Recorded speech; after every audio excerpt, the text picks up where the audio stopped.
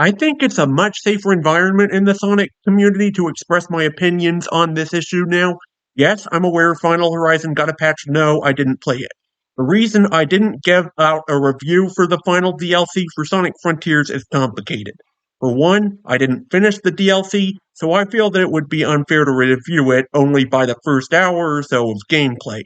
Already made it clear that what I've played of it, I hate. Sonic Frontiers, already a mediocre game after 2 updates, was made even worse by completely optional content that at the time of release was highly unpolished and extremely unbalanced.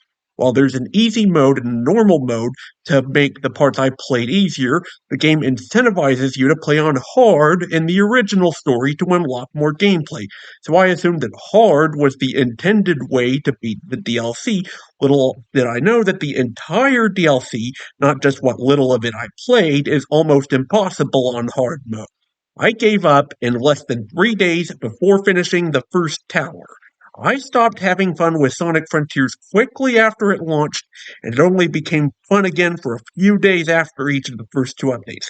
Afterwards, the only reason I returned was to play the boss rush or the cyberspace stages. But then the third update came and did the opposite. Not only was the game still not fun, it was knocked all the way across the difficulty spectrum from being relatively easy even on hard to being, as I said, almost impossible. I'll admit, it's partially a skill issue. If I played more, I would have gotten better at it and gotten past some of the BS, and eventually I would have beaten the game. However, the not only unfun but frustrating and unfair design of the DLC stages made me lose all interest in the whole game. If this DLC never released, Sonic Frontiers would still be in my Steam library. How Sonic Team managed to make a patch for the game with DLC that was even less polished than the initial release is beyond my knowledge or understanding. I know I've made a point in the past of not criticizing the developer for restrictions imposed by the publisher, but I have done giving Sonic Team the benefit of the doubt. They asked for another year to finish the game, they got another year. Then they had another 10 months to actually finish the game.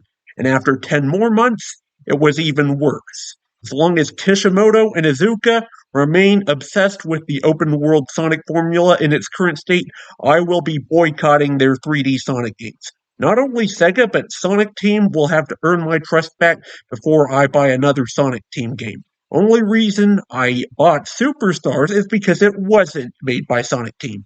In fact, Sega has somehow managed to earn my trust back more than Sonic Team has. They gave Sonic Superstars to a competent developer and it ended up being polished. They made sure Sonic Origins Plus was more than good enough to make for the original game that I'll admit I kind of overreacted to when it released. They dropped the price of the base game and the whole package to much more reasonable prices, in my opinion.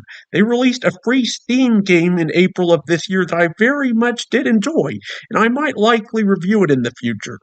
Sega has earned some of my trust back after the disaster of Sonic Colors Ultimate and what Sonic Origins was when it launched, but Sonic Team has it.